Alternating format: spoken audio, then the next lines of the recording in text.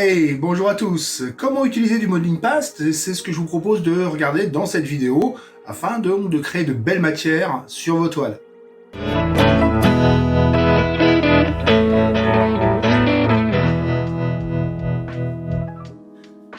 Donc vous avez été nombreux à me demander sur la chaîne comment utiliser du modeling past. Donc on va voir aujourd'hui 4 astuces pour utiliser donc cette pâte à structurer, hein, donc qui va permettre de créer des compositions, de la matière sur vos toiles.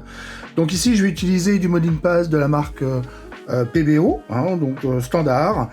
Il existe d'autres formes, d'autres marques également, et d'autres styles de modeling past, haute densité, qui est plus épais aussi, mais que je n'ai pas sous la main, donc on va utiliser celle-ci, et on va voir 4 astuces pour utiliser ce modeling past.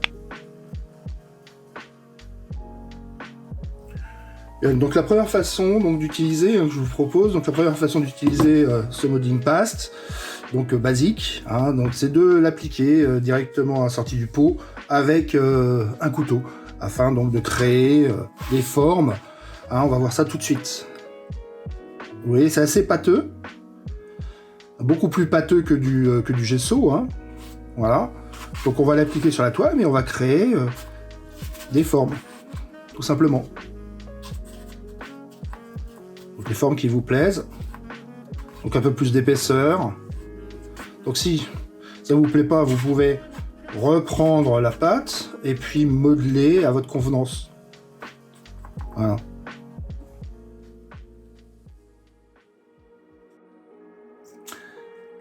Une deuxième façon d'utiliser du modeling past que j'aime bien utiliser sur certaines de mes toiles également, c'est toujours donc d'appliquer ce modeling past sur la toile, sur des zones comme on le souhaite, bien sûr, créer des formes, et puis après utiliser des modeleurs, enfin des ustensiles qui vous permettent de créer des formes. Donc par exemple ici, j'ai un peigne. Vous voyez, directement on peut créer comme ça une forme intéressante.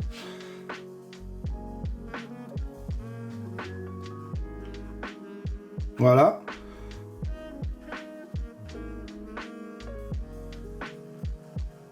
Il faut attendre bien sûr que ça sèche afin d'appliquer la peinture. Vous voyez. Donc on peut comme ça créer ici un design comme on le souhaite.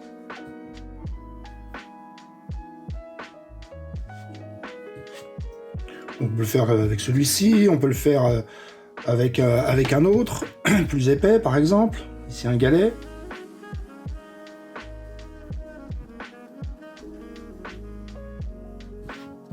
Vous voyez, donc là, bon, on sera limité par notre imagination, bien sûr, afin donc de créer une sorte de forme avant de peindre directement, donc une structure, une composition avant de peindre directement donc sur la toile. Maintenant, une troisième astuce pour utiliser du modeling past, c'est l'intérêt justement de cette pâte à structurer, c'est de pouvoir ajouter de la matière.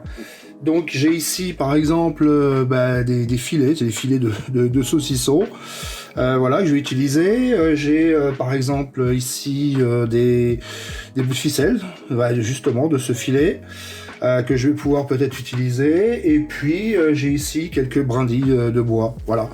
Donc je vais utiliser tout ça sur cet essai ici, sur cette petite toile, afin donc de créer, je dirais, une composition avec le modeling past.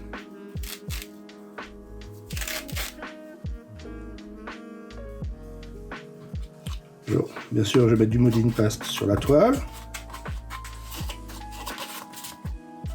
Bon, c'est un exercice, je ne suis pas là pour faire une toile finie, mais c'est pour vous montrer, je dirais, l'intérêt de cette matière.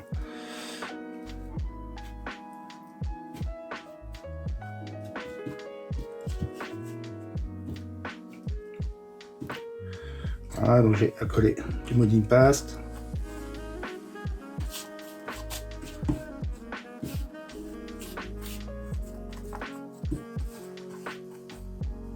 En dessous et au-dessus. Vous voyez, on va créer comme ça des épaisseurs de la structure.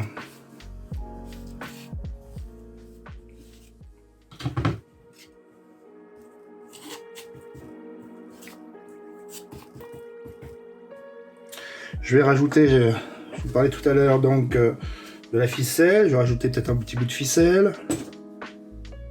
Donc on peut vraiment rajouter n'importe quoi, hein. On peut rajouter du métal, on peut rajouter n'importe quoi, pour créer justement de la structure, du relief.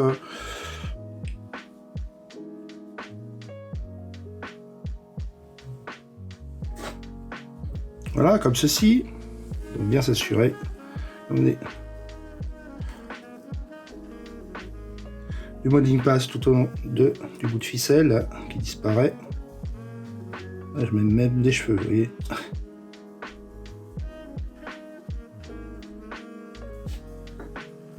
Voilà. Je vous parlais tout à l'heure de brindilles. Je vais rajouter quelques brindilles aussi.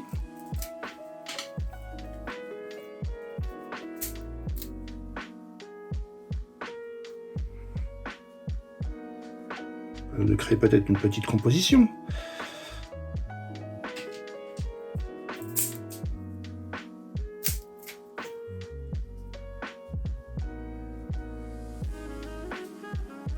Voilà. Assurer que la brindille est bien prise par le modeling paste.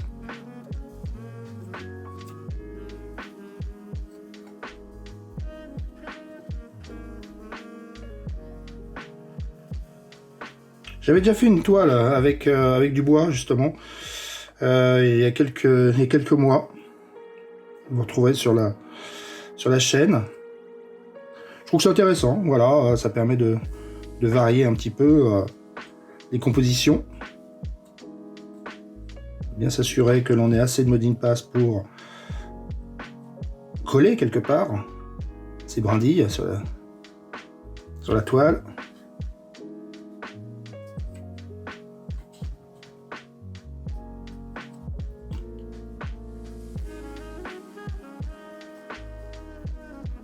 Et on peut créer toute forme de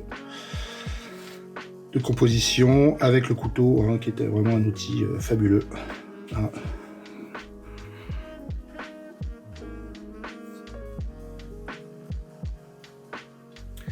Et maintenant, donc sur cette quatrième petite toile, quatrième astuce, pour utiliser donc du modeling paste, incorporer de la matière. Donc on peut bien sûr la mélanger avec de la peinture, hein, si on souhaite. Ce que je ne ferai pas dans cette vidéo, on pourra faire une autre vidéo, hein, sur le sujet. Par contre, ce que je vous propose, c'est de l'incorporer avec du sable. Donc j'ai ici un peu de sable. Je vais mélanger ça dans mon récipient du modeling paste. Donc comme ça, on va avoir un peu de matière intéressante. On crée une sorte de pâte un peu plus épaisse. Là, j'ai pas assez. Je prends un autre couteau.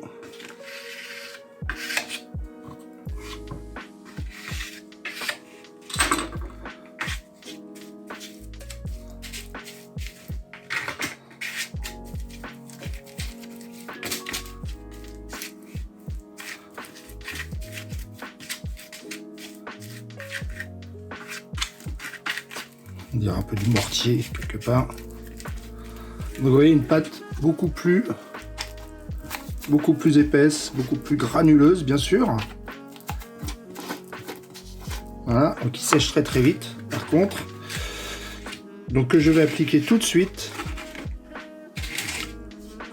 sur la toile.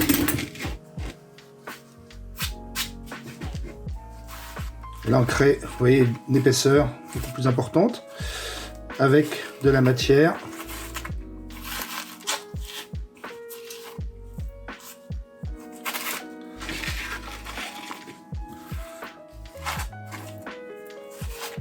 Même chose, hein, pour créer la composition, il suffit de modeler avec le couteau.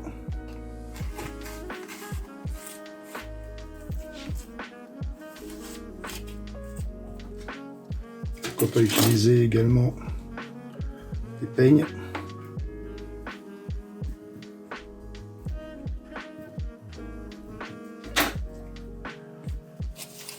Vous voyez, donc quatrième effet intéressant, mélanger comme ça avec du sable, hein, pour avoir, je dirais, une structure beaucoup plus épaisse. Beaucoup plus épaisse. Voilà. Donc voilà, 4 astuces aujourd'hui dans cette vidéo hein, pour utiliser donc du Modeling Pass, créer de la structure sur votre toile. Donc la façon la plus simple, on a vu ici, donc appliquer avec le couteau.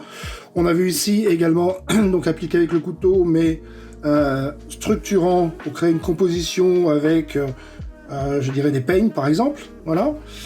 Ensuite, troisième façon donc de l'utiliser, troisième astuce, c'est d'incorporer de la matière. Donc on a vu que j'ai incorporé des filets, de la ficelle, des bouts de bois. On peut incorporer n'importe quoi. Et quatrième astuce, ajouter de la matière. Donc ici, j'ai rajouté du sable hein, pour créer beaucoup plus de relief. Hein, on voit que c'est beaucoup plus pâteux. Donc il faut savoir qu'il faut sécher, enfin il faut laisser sécher pendant quelques heures. Écoutez, on va attendre que ça sèche. Hein. Je vais certainement laisser sécher jusqu'à demain. Donc on verra le résultat. Bien, on va retrouver donc nos 4 toiles, c'est bien sec. Bon, j'ai attendu quand même plus de 24 heures, hein, parce que la pièce est un peu humide. Je la chauffe pas, là on est au printemps, je la chauffe pas. Donc on va retrouver ici ma première toile, donc la première utilisation, hein, toute simple, appliquée avec le couteau. Donc on voit bien que c'est bien sec, hein, crée de la matière. Voilà. La deuxième toile avec des formes pour créer, je dirais, une composition. Donc c'est bien sec. Troisième utilisation avec du filet, des bouts de bois, de la ficelle. Donc on va pouvoir retravailler ça avec de la peinture, ça va être intéressant. Et puis quatrième utilisation avec du sable. Donc j'ai mélangé du sable, vous avez vu. Donc là c'est bien sec, ça tient bien sur la toile. Voilà, donc écoutez, j'espère que ces utilisations vont être utiles pour vous, hein, vont vous donner des idées hein, pour créer vos propres toiles. On verra dans une prochaine vidéo donc comment appliquer la peinture et puis comment justement créer des toiles à partir, je dirais, de ces premières couches.